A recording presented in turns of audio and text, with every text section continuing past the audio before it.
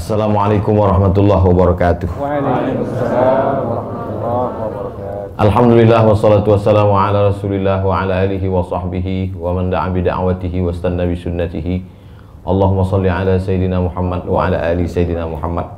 Hamba Allah yang dhaif lagi fakir Abdul Somad mendengar hadis pertama dari pertemuan beliau dari Kiai Syekh Ahmad Marwazi bin Siddiq Al-Batawi.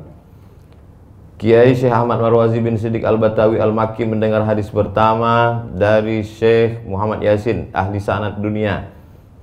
Sedangkan yang kedua dari ahli hadis dari Maroko, Syekh Abdullah bin Siddiq Al-Ghumari. Syekh Muhammad Yasin bin Isa Al-Fadani dan Syekh Abdullah bin Siddiq Al-Ghumari mendengar hadis yang pertama dari Syekh Umar Hamdan Al-Mahrasi. Syekh Umar Hamdan Al-Mahrasi mendengar hadis yang pertama dari Sayyid Ahmad Al-Barzanji. Sayyid Ahmad Al-Barzanji mendengar hadis yang pertama dari Sayyid Ismail bin Zain Al-Abidin Al-Barzanji, ayah kandungnya. Mendengar hadis pertama dari muhaddis kota Madinah, Syekh Salih Al-Fulani. Syekh Salih Al-Fulani mendengar hadis yang pertama dari gurunya Imam Syamsuddin Muhammad Al-Maghribi Al-Madani. Syekh Syamsuddin Muhammad Al-Maghribi Al-Madani mendengar hadis yang pertama dari gurunya ahli sanad Musnid Hijaz Makkah Madinah, Abdullah bin Salim Al-Basri Al-Makki. Syekh Imam Abdullah bin Salim Al-Basri Al-Makki mendengar hadis yang pertama dari gurunya ahli sanad Mesir, Syamsuddin Muhammad bin Alauddin Al-Babili Al-Misri. Mendengar hadis yang pertama dari gurunya Syekh Salim bin Muhammad As-Sanhuri Al-Maliki. Syekh Salim bin Muhammad As-Sanhuri Al-Maliki mendengar hadis yang pertama dari gurunya Imam Najmuddin Muhammad bin Ahmad Al-Ghaiti. Mendengar hadis yang pertama dari gurunya Syekhul Islam, imam besar dalam mazhab Syafi'i, Imam Zakaria bin Muhammad Al-Ansari Asy-Syafi'i. Imam Zakaria Muhammad Al-Ansari Asy-Syafi'i mendengar hadis yang pertama dari gurunya Amirul Mukminin dalam bidang hadis. Itulah dia Khatimatul Huffaz Imam Ibnu Hajar Al-Asqalani. Imam Ibnu Hajar Al-Asqalani mendengar hadis yang pertama dari gurunya Al-Hafiz Zainuddin Abdul Rahim bin Husain Al-Iraqi. Al-Hafiz Al-Iraqi mendengar hadis yang pertama dari gurunya Imam Sadruddin Abdul Fattah Al-Maidumi Al-Hambali. Mendengar hadis yang pertama dari gurunya ahli sanad Mesir Imam Abdul Latif bin Abdul Mun'im Al-Harrani. Imam Abdul Latif bin Abdul Mun'im Al-Harrani mendengar hadis yang pertama dari gurunya Al-Hafiz Asy-Syahir Abdul Faris Al-Ma'ruf Ibnul Jauzi. Imam Ibnul Jauzi mendengar hadis yang pertama dari gurunya Imam Ismail bin Ahmad bin Abdul Malik An-Naisaburi. Imam Ismail bin Ahmad mendengar hadis pertama dari gurunya sekaligus ayahnya Ahmad bin Abdul Malik bin Ali An-Naisaburi yang terkenal masyhur dengan nama Al-Muazzin. Imam Al-Muazzin mendengar hadis yang pertama dari gurunya ahli sanad Naisabur Imam Abu Tahir Muhammad bin Mahmish Az-Zayyadi. Imam Az-Zayyadi mendengar hadis yang pertama dari gurunya Abu Hamid Ahmad bin Muhammad Al-Bazzar. Imam Al-Bazzar mendengar hadis yang pertama dari gurunya Syekh Fuqaha Makkah, gurunya para ahli fikih Makkah, Imam Abu Muhammad bin Abdurrahman bin Mishr Al-Hakam Al-Abdi. Imam Al-Abdi mendengar hadis yang pertama dari gurunya Imam Sufyan Ibnu Uyainah. Imam Sufyan Ibnu Uyainah mendengar hadis yang pertama dari gurunya Amr bin Dinar. Sedangkan Amr bin Dinar tidak lagi hadis yang pertama, tapi dia dengar langsung dari Abu Qabus. Abu Qabus mendengar dari Abdullah bin Amr bin As, As-Sahabi Al-Jalil, sahabat Nabi Abdullah bin Amr bin As radhiyallahu anhuma mendengar hadis dari Rasulullah sallallahu alaihi wasallam. Rasulullah Sayyidul Awliya, Sayyidul Anbiya wal Mursalin, Sayyidul Awwalina wal Akhirin, Sayyidu Waladi Adam, Sayyidina wa Maulana wa Syafi'ina wa Dhukhrina Muhammad SAW bersabda, Ar-Rahimuna yarhamuhumur Rahman. Orang yang penyayang, yang ada kasih sayang dalam hatinya, itulah yang disayangi Allah Subhanahu wa Ta'ala. Irhamu man fil ardi yarhamkum man fis sama. Kamu sayangilah makhluk yang ada di bumi, maka yang di langit menyayangi kamu. Lihatlah dalam syarahnya, yang di langit itu maksudnya malaikat, bukan Allah duduk di langit di atas arasy. Dengan belajar musalsalat ini, apa yang dapat kita ambil? Pertama, bahwa ada al-liqa wal mu'asarah bainar rawi wal marwi. Yang pertama yang paling penting, bertemunya antara yang menerima riwayat dengan sumber periwayat. Hai Abdul Somad, dari mana dapat kau hadis ini? Dari Syekh Ahmad Marwazi bin Siddiq Al-Batawi Al-Makki. Bertemukah engkau dengan beliau? Tidak. Berarti putus sanadnya. Oleh sebab itu, syarat Bukhari asyaddu min Muslim, karena Bukhari musti subutul liqa. Sedangkan Muslim mu'asarah ma'a imkan liqa. Nah, oleh sebab itu maka orang yang belajar ini mempraktekkan mustalah hadis, karena banyak orang belajar mustalah hadis tapi tidak. Di Mesir ada namanya Dr. Ala. Dr. Ala ini hebat betul, hebat betul mengkomentar antara Zamalkawi dengan Ahlawi, tapi dia tak bisa main bola. Nah, ini yang terjadi sekarang. Banyak orang belajar ilmu hadis oleh sebab itu. Kenapa? Karena dia tak berjumpa. Akhirnya dia pun berkata waktu sidang munaqasyah, Sahhahul Albani wa wafaqahu Zahabi. Kenapa? Karena dia tak jumpa. Nah, jadi ketika anak terbayang, oh dari mana ente dapat ini Abdul Somad? Anak dapat ini dari Syekh Ahmad Al-Marwazi bin Siddiq Al-Batawi. Sebelum itu pernah juga kau dapat ini, pernah dari Syekh Muhammad Mahmud Abu Hashim. Sebetulnya sebelum ini pernah kau dengar, pernah dari Syekh Mahmud Said Mamduh, dari Syekh Abdullah bin Siddiq Al-Ghumari, dari Syekh Syekh Yasin bin Isa Al-Fadani. Dari mana kau dengar? 7 jam aku naik sampan, dari Pekanbaru naik mobil 7 jam sampai ke Tembilahan, menyeberang lagi, sampailah ke sebuah pulau namanya Benteng. Di situ berjumpa dengan murid.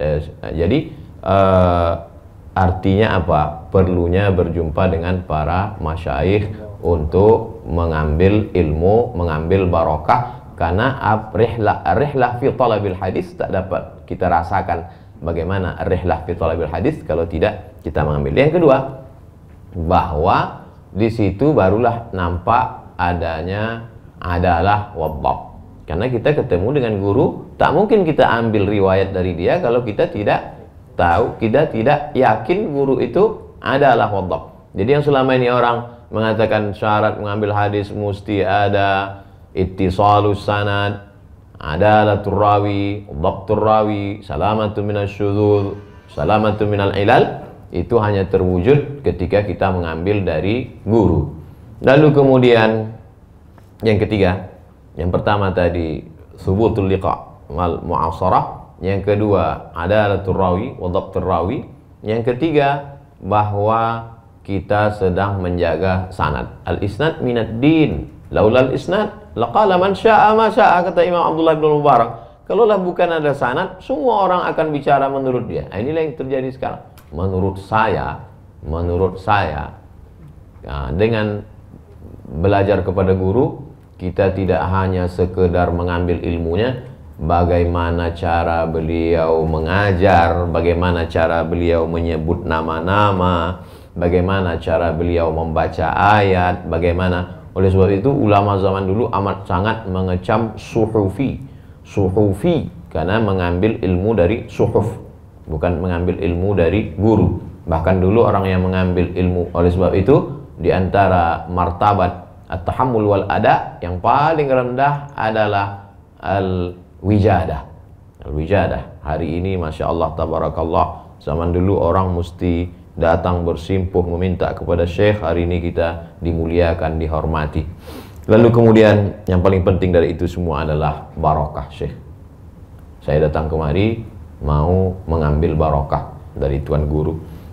Tak terhitung berapa kali tangan tuan Syekh Ahmad Marwazi bin Siddiq Al-Batawi Al-Makki bersalaman dengan Musnidul Asr, Musnidul Dunia, Syekh Muhammad Yasin bin Isa Al-Fadani. Maka kita tak berjumpa dengan beliau, wafat tahun 1990. Saya baru kelas 6 SD. Nasib kurang baik, lahir jauh dari kota Makkah, 9 jam naik pesawat. Andai lahir di Makkah waktu itu pun belum tentu juga jumpa, dan andai jumpa pun belum tentu juga dapat mengambil riwayat. Maka hari ini kita mengambil barokah dari guru. Saya sudah lama melihat zawiyah Raudhah, bukan dari pandangan batin, dari medsos. Ini mimbar nih, maka tadi pertama saya masuk, ini pertama saya lihat. Saya lihat di sini duduk Syekh Yusri Jabr. Saya lihat di sini duduk Syekh Abdul Mu'in bin Abdul Aziz bin Siddiq Al-Qumari. Saya lihat duduk di sini kibar ulama. Makanya tadi saya tanya, Syekh, nanti dalam waktu dekat siapa lagi tokoh yang akan datang? Ternyata Syekh Al-Doktor Usamah Al-Azhari. Masya Allah, ulama besar dari Al-Azhar. Saya amat sangat merasa senang dengan adanya Zawiyah Raudhah. Kenapa? Karena pencinta-pencinta ilmu yang haus dengan sanad, yang mencari ulama-ulama besar, dia tidak lagi pusing mencari. Karena ulama-ulama dulu itu zuhud, mereka itu tak mau menampakkan diri. Maka datanglah Zawiyah Raudhah menampakkan mereka. Zawiyah Raudhah insya Allah menjadi Ka'batul Ulum. Jadi kiblat kita tetap Ka'bah. Ka'batul Ulum, Ka'batul Isnad. Para masyayikh datang kemari untuk mengambil as-sanadul ali. Bagaimana dulu ketika mereka dari Andalus datang kepada Imam Malik bin Anas, walaupun riwayat sudah banyak, tapi Imam Yahya ibnu Yahya al-Laitsi mengambil as-sanadul ali datang ke Imam Malik di kota Al-Madinah Al-Munawwarah. Begitu juga di masa akan datang insyaallah para tulabul ilm, para al-bahithun tak mencukupkan hanya menulis skripsi, tak hanya sekedar menulis tesis dan disertasi, tapi kembali kepada manhaj metode belajar Islam yang asil, yaitu at-talaqqi, al-musyafahah, al-muqabalah, al-mu'aradah.